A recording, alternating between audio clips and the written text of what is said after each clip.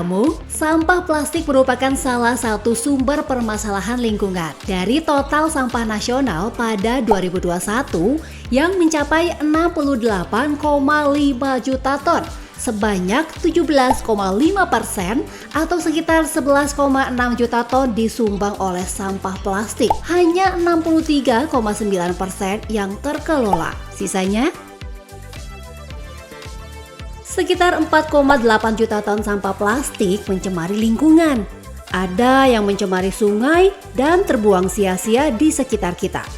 Apakah di antara sampah-sampah itu ada sampah kita? Perlu kita ketahui, di tahun 2021 di ibu kota Jakarta, setiap tahunnya ada sekitar 3 juta ton sampah dihasilkan. 2 juta tonnya masuk ke TPA.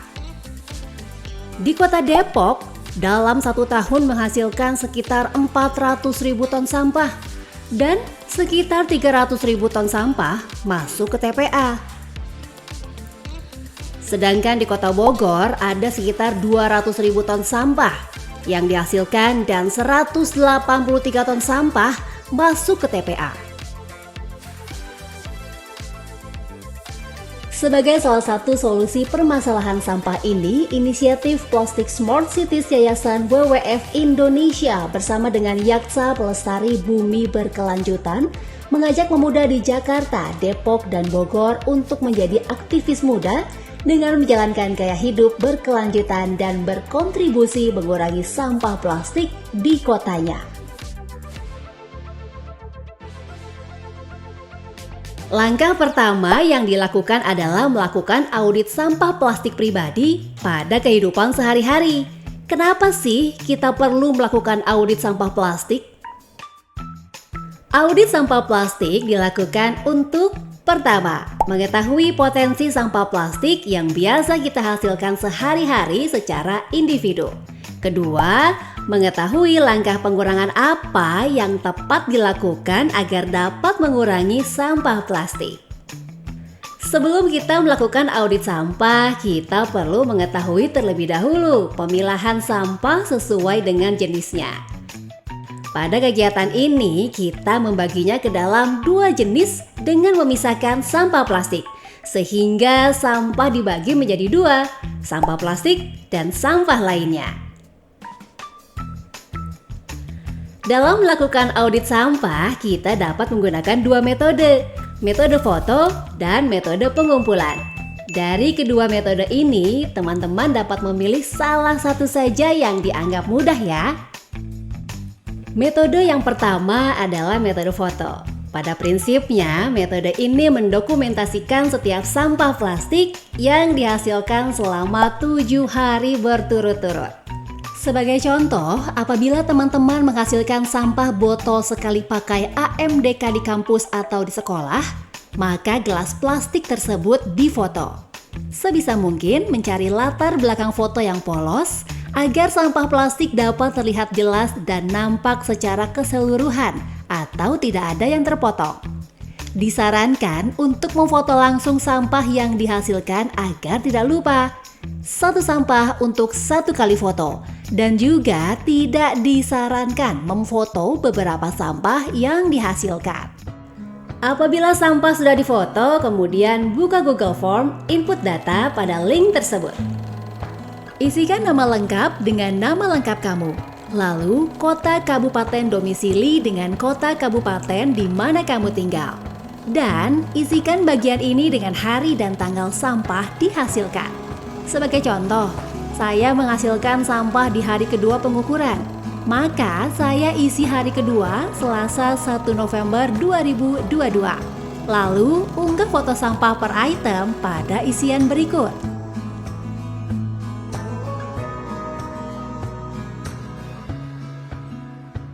Setelah 7 hari pemotretan sampah yang dihasilkan, hasil input pada Google Form kemudian diinput ke dalam form spreadsheet.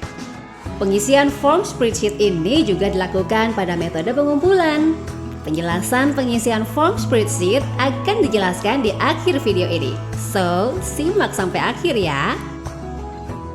Metode selanjutnya yaitu metode pengumpulan. Sama dengan metode foto, metode pengumpulan juga dilakukan selama 7 hari berturut-turut. Bedanya, prinsip metode pengumpulan dilakukan dengan mengumpulkan seluruh sampah yang dihasilkan selama periode audit dan seluruh tahapannya dilakukan dalam rumah.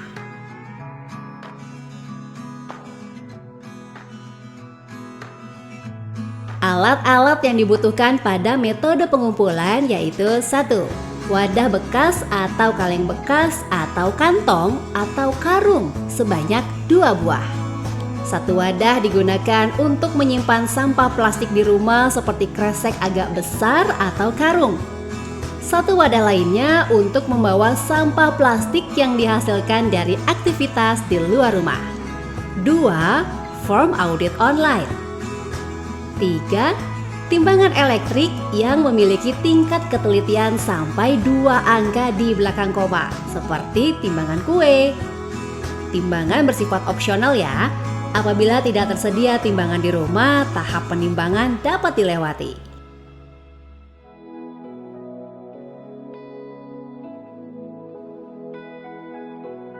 Audit sampah dengan metode pengumpulan dilakukan dalam 6 tahapan. Tahap pertama yaitu tahap pemisahan sampah. Sampah yang dihasilkan sehari-hari dipisahkan sesuai jenis seperti yang sudah dijelaskan sebelumnya. Sampah plastik dan sampah lainnya.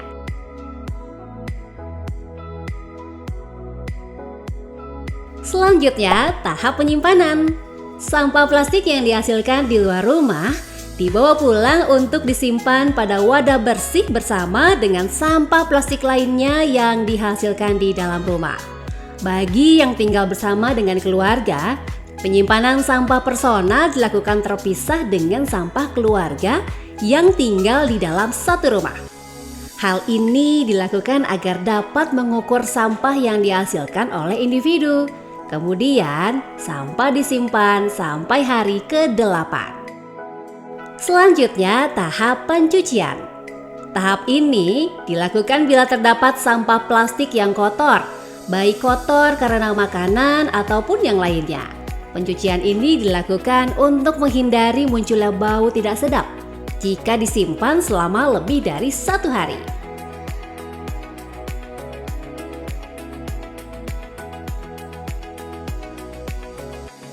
Berikut tips mencuci sampah plastik kotor dan berminyak. Plastik berminyak dibilas di bawah air mengalir. Lalu plastik dibalik agar bagian berminyak ada di bagian luar. Kemudian sabuni plastik seperti kita mencuci piring. Setelah itu kita bilas di air mengalir dan terakhir jemur plastik agar kering.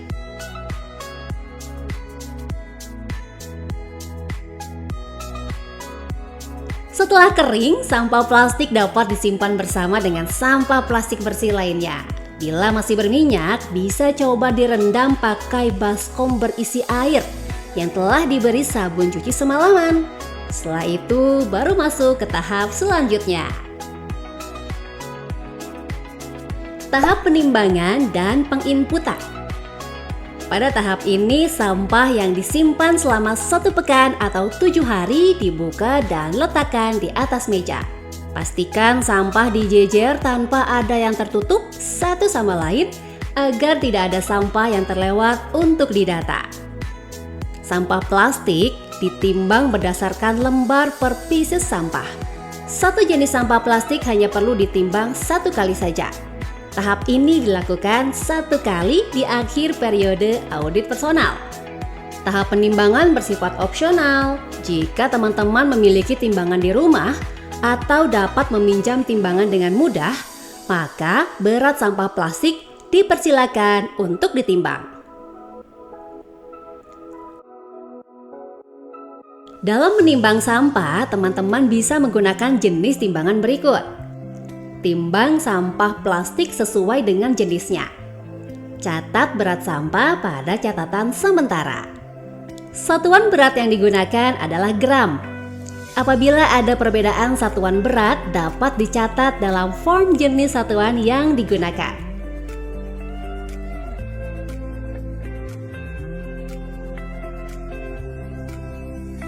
Setelah menimbang dan mencatat berat masing-masing sampah plastik, data tersebut diinput ke dalam form spreadsheet agar kita dapat menganalisis sampah yang dihasilkan dalam periode aktivitas 7 hari. Form spreadsheet yang digunakan dan cara pengisiannya sama dengan metode foto.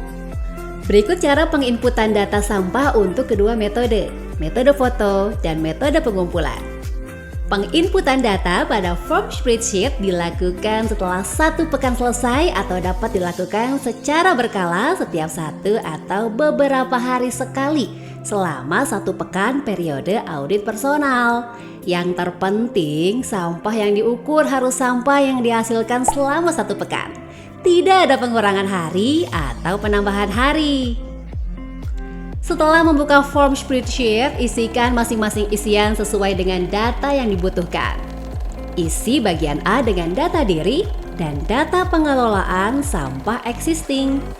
Pada isian tanggal mulai sampling, diisi dengan tanggal teman-teman memulai kegiatan audit sampah ini. Lalu, lengkapi juga bagian nama, alamat lengkap, dan pekerjaan sesuai dengan data teman-teman. Kemudian, isi tabel pengelolaan sampah existing sesuai dengan kondisi real di tempat tinggal teman-teman. Pengisian bagian A ini hanya perlu dilakukan 1 kali di awal periode audit ya. Selanjutnya, isi tabel bagian B, rekapitulasi pengukuran. Pada tabel ini ada 3 warna highlight pada sel biru, putih, dan pink. Warna putih merupakan sel yang perlu diisi oleh teman-teman. Sel yang berwarna pink diisi oleh teman-teman apabila merek atau perusahaan sampah yang dihasilkan tidak terdapat dalam list. Sedangkan sel dengan warna biru tidak perlu diisi karena akan terisi secara otomatis. Pada kolom jenis diisi oleh jenis sampah, misal sampah botol AMDK transparan. Kolom branded diisi apabila sampah dapat diidentifikasi brand atau mereknya. Isi subkolom merek sesuai dengan merek sampah. Setelah kita mengisi subkolom merek, subkolom perusahaan akan terisi secara otomatis. Apabila ada sampah yang tidak diketahui brand atau mereknya, maka kosongkan kolom branded dan beri checklist pada kolom unbranded. Kemudian pada kolom jumlah item, isikan dengan jumlah sampah yang sejenis sesuai dengan hari pengukurannya, 1 jenis dan 1 merek atau brand. Apabila pengukuran dilakukan pada hari kedua, maka isikan pada subkolom pengukuran kedua. Apabila pengukuran dilakukan pada hari ketiga, maka isikan pada subkolom pengukuran hari ketiga dan seterusnya. Kolom berat per 1 pieces dan kolom jumlah akan otomatis terisi. Kolom tersebut akan berisi data berat sampah plastik yang dihasilkan berdasarkan data konversi berat sampah. Jika semua tahap sudah dilakukan, maka audit sampah personal sudah selesai.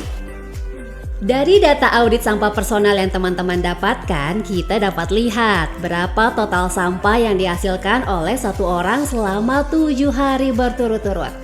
Data ini bisa membantu kita untuk mengetahui langkah yang tepat untuk mulai mengurangi sampah kita. Sebagai contoh, bila sampah yang paling banyak kita hasilkan adalah gelas plastik AMDK atau botol sekali pakai AMDK dan box nasi, maka salah satu cara mengurangi sampah tersebut adalah dengan membawa botol air minum dan misting atau wadah makanan yang bisa digunakan kembali sebagai alternatif wadah makanan dan minuman. Dengan begitu, kita bisa secara efektif ikut berkontribusi mengurangi sampah plastik. Bagaimana? Sudah siap melakukan audit sampah dan memulai aksi nyata selamatkan lingkungan?